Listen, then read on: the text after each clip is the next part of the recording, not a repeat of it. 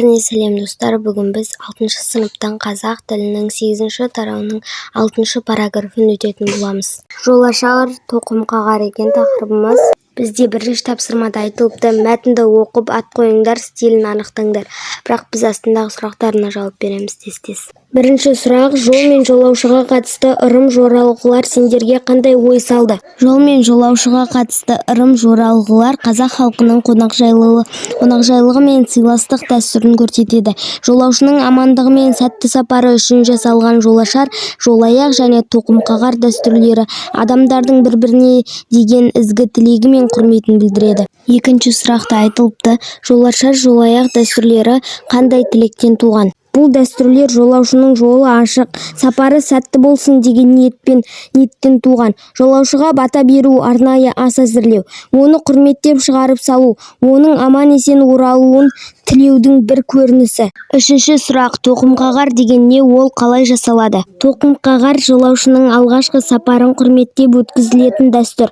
Жолаушы алғаш рет үлкен сапарға шыққанда оның құрметіне ауылдастары немесе жақындары шағын дастархан жайып бата береді. Ол сапарға сәттілік тілеп, ай жүрсе де аман жүрсін деп тілейді. Екінші тапсырма: жолаушыға айтылатын тілектерді бөліп жазыңдар. Шығарып салғанда айтылатын тілек: жолыңыз болсын, сапарыңыз сәтті болсын, жолыңыз ашық болсын. Күтіп алғанда: сапарыңыз сәтті болды ма, аман-есен келдіңіз бе, жолдан шаршап келдіңіз бе? Енді үшінші тапсырма: төмендегі мөлшер үстеулерімен және мөлшер мәнді тіркестермен сөйлем құраңдар. Сонша уақыт, мұншама халық, әжептәуір үлкен, осындай сөздер беріліпті. Жауабына жазамыз. Сонша адам жиналып, жолаушыны шығарып салды. Мұнша уақыт күткеннен кейін жолаушы аман-есен оралды. Жолаушы біраз жол жүріп межелі жеріне жетті. Жолаушыны едәуір құрметтеп қарсы алды. Төртінші тапсырма: үстеу түрлерін қатыстырып, өздерің білетін бір салт дәстүр туралы жинақы мәтін жазыңдар. Қазақ халқында тоқымқағар дәстүрі ерекше маңызға ие. Бұл дәстүр жас адамның алғаш үлкен сапарға шығуына байланысты өткізіледі. Жолаушы жолға шықпас бұрын ауылдастары алдымен дастархан жайып, оған бата береді.